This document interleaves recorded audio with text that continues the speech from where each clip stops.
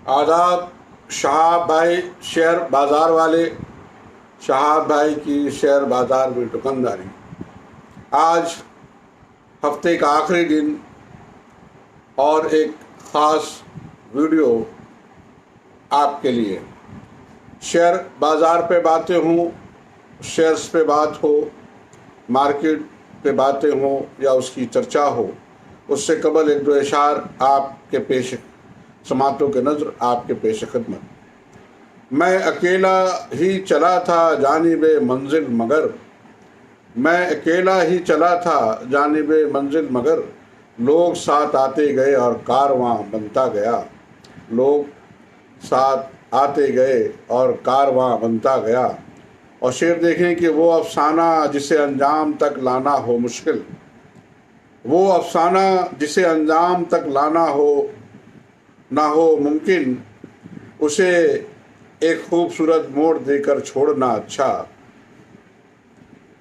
और शेर देखें कि हमको मिटा सके ये ज़माने में दम नहीं, हमसे ज़माना खुद है ज़माने से हम नहीं। आइए शेयर बाज़ार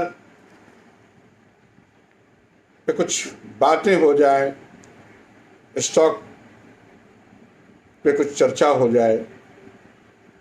आज 13 अगस्त 2021 जुमे का दिन और बाज़ार का आखिरी दिन।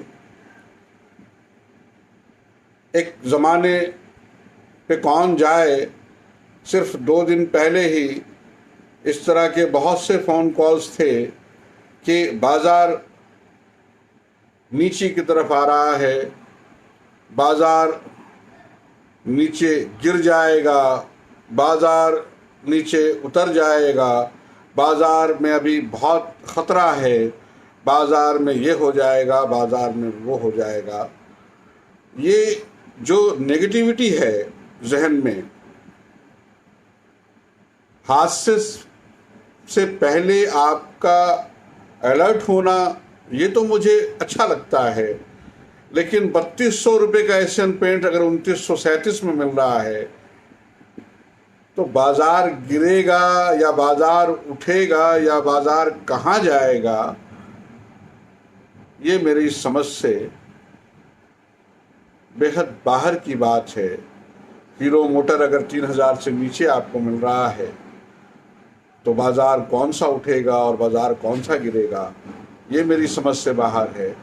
पीआई इंडस्ट्रीज अगर 3100 के भाव में मिलता है, यूपीएल अगर 750 के भाव में मिलता है और महिंद्रा एंड महिंद्रा आपको आज 800 से कम की कीमत में मिल रहा है, तो कौन सा बाज़ार उठेगा और कौन सा बाज़ार गिरेगा। बहरहाल मैं इन बातों पे बहुत ज़्यादा न जाते हुए आपको मैं 1-2-4 चीज़ें बताना चाहूँगा। 2 दिन के वक्फे से बाज़ार ने क्या कुछ किया है, मैं आपके सामने वो रखता हूँ और आप खुद ही फैसला करेंगे कि बाज़ार क्या है, इंडियन स्टॉक एक्सचेंज क्या है और शेयर बाज़ार क्या है, कंपनियों के शेयर्स क्या हैं। आपको ध्यान रखना चाहिए, हर 3 महीने के बाद जो बड़ी कंपनियों के रिजल्ट्स आते हैं, बाज़ार उस पर बहुत डिपेंड करता है। और जो भी रिजल्ट्स आ रहे हैं वो कैसे रिजल्ट्स आ रहे हैं, ये आपको मालूम करना चाहिए। ये या आप उन लोगों के लिए ये ज़रूरत का सामान है जिन्हें एक वक्त में ये कहना बहुत आसान लगता है, बस 2 दिन में बाज़ार गिरने वाला है। कौन सा सपना आपको आ गया और कहाँ से ये खबर मिल गई कि बस 2 दिन में बाज़ार गिरेगा। या आज 700 पॉइंट का फॉल आया तो आप खड़े हुए बोलने के लिए, नहीं बाज़ार तो अभी और गिरेगा, बाज़ार को अभी और गिरना है। बहरहाल जिन्हें उस तरफ खड़ा होना है वो खड़े हों, उनको वो सोच वो समझ मुबारक। मेरी जानिब से मैं उनको बहुत बधाई भी देता हूँ और थैंक्स भी कहता हूँ। लेकिन मुझे तकलीफ इस बात की है कि इंडिया में आज भी शेयर बाज़ार या शेयर मार्केट में 3% से ज़्यादा लोग नहीं हैं। और आप समझें कि इंडिया की इकोनॉमी में जो सेल आउट इनपुट आ रहा है, वो तमाम कंपनियां शेयर बाज़ार में लिस्टेड हैं और वो सेल आउट इनपुट तकरीबन 84 से 87% है। यानी कि आप 87% बाज़ार के इनकम के सोर्स पे कहीं आपकी थोड़ी बहुत भी हिस्सेदारी नहीं बनती है, क्योंकि आप इस बाज़ार में हैं ही नहीं। और जब आप इस बाज़ार में नहीं हैं तो आपका कोई मतलब और कोई इससे राब्ता और कोई इससे फ़ायदा होने का कोई मतलब निकलता ही नहीं है। बहरहाल उन लोगों के लिए मैं फिर से कहूँगा कि मेरे तरफ से बहुत बहुत थैंक्स, मेरे तरफ से बहुत बहुत मुबारकबाद, मेरे तरफ से बहुत बहुत बधाई कि वो शेयर बाज़ार को हमेशा गिरता हुआ देखें, शेयर बाज़ार को हमेशा डूबता हुआ देखें, शेयर बाज़ार के इस मार्केट को नुकसान का होता हुआ देखें। ये उनकी निगाह है, उनको मुबारक। मैं आज फिर अपनी वो बात दोहरा देता हूँ कि 2021 से 2050 तक अगर ये 29-30 साल का एरा है तो आप समझिए बाजार यहाँ से 15 से 20 गुना होने को है। आप जो भी मैथमेटिक्स और कैलकुलेशन करना है वो कर लीजिए। बाजार ये बढ़ेगा, इसे कोई नहीं रोक सकता, क्योंकि इंडिया की डाइवर्सिटी जो है वो इसको बहुत मौका देती है। जहाँ कंजप्शन है, जहाँ पॉपुलेशन है, जहाँ शादियाँ हैं, जहाँ त्यौहार है, जहाँ हर बात पर एक उत्सव है, एक महोत्सव है, एक खुशी है, एक पार्टी है, और कहीं ना कहीं बहुत ज़्यादा यहाँ पे जो है हमारे यहाँ त्यौहार है, और इन त्यौहार और इन पार्टियों को हम हमेशा एंजॉय करते हैं, और बाज़ार में कंजम्पशन बढ़ता है और ये बढ़ेगा ही। इसे ना हम रोक सकेंगे ना पॉजिटिविटी वाले लोग तो खैर बिल्कुल खुश होते हैं, चाहे जो लोग जितनी भी बातें करें वो इस बाज़ार को रोक नहीं पाएंगे। बहरहाल आइए, मैं आपको आज 13 अगस्त जुमे का दिन हमारे लिए बड़ा ख़ास दिन होता है। हफ्ते की नमाज जो है सारे लोग इकट्ठे होकर अदा करते हैं। वैसे तो हमारे यहाँ नमाज जो है 5 वक्त का फ़र्ज है, बहरहाल लेकिन जुमा एक ख़ास दिन है जिसे हम छोटी ईद की तरह मनाते हैं या मानते हैं। आइए मैं आपको इस जुमे के दिन और 13 अगस्त के तारीख को ये बात बताएं कि 2 दिन पहले लोगों ने क्या कहा। मैंने कुछ रिकमेंडेशन दिए हुए हैं, मेरे पुराने वीडियोस को आप देख सकते हैं। आइए मैं बताऊं कि TCS आज 111 रुपया उस बढ़ोतरी हुई है, वो अपने भाव से 111 रुपया बढ़ गया एक दिन में। बॉस 130 रुपया बढ़ गया, नेस्ले 135 रुपये बढ़ गया, टाटा कंज्यूमर 33 रुपये, एयरटेल 14 रुपये, सीमेंस 53 रुपये, डाबर 13 रुपये, एशियल टेक्नोलॉजी 23 रुपये, मेट्रोपोलिस 49 रुपये, बाटा इंडिया 30 रुपये, रिलायंस 35 रुपये, HDFC बैंक 25 रुपये, इन्फोसिस 23 रुपये, HDFC 40 रुपये, कोरोमंडल 12 रुपये। अब आप मुझे बताएं कि इन 2 दिनों में ऐसी क्या कहानी हो गई या ऐसी क्या बात हो गई कि 2 दिन कबल आपको टाटा कंज्यूमर जैसा स्क्रिप्ट बेचना पड़ रहा है, या TCS आप बेच रहे हैं और रिलायंस आप बेच रहे हैं। अगर आप ट्रेडर हैं तो मैं आपको बिल्कुल उसके लिए मुबारकबाद दूंगा कि आप ऊपर खरीदते नीचे खरीदते ऊपर बेचते, या कभी ऊपर खरीदते नीचे भी बेच के निकलना पड़ रहा है, वो आपकी कोई मजबूरी है, तो मैं उसके लिए नहीं। लेकिन एक ऐसा इन्वेस्टर ये कहे 2 दिन और 5 दिन और 1 महीने में बाज़ार अच्छा और ख़राब हो रहा है, तो मेरी समझ में वो बात आती नहीं, और मैं ऐसे लोगों की समझ को सलाम करता हूँ। मैंने अल्केम लैब जब इस तरह के शेयर बाज़ार की वीडियोज़ मैंने रिकॉर्ड करना शुरू किया अपने चंद दोस्तों के इसरार पे और उनके दबाव पे, तो कोई 2600-2700 पे मैंने अल्केम लैब आपको रिकमेंड किया। आज वो 3657 रुपये का भाव है। ये कोई बहुत लंबा एरा नहीं है, 4 से 3 महीने की बात बता रहा हूँ मैं आपको।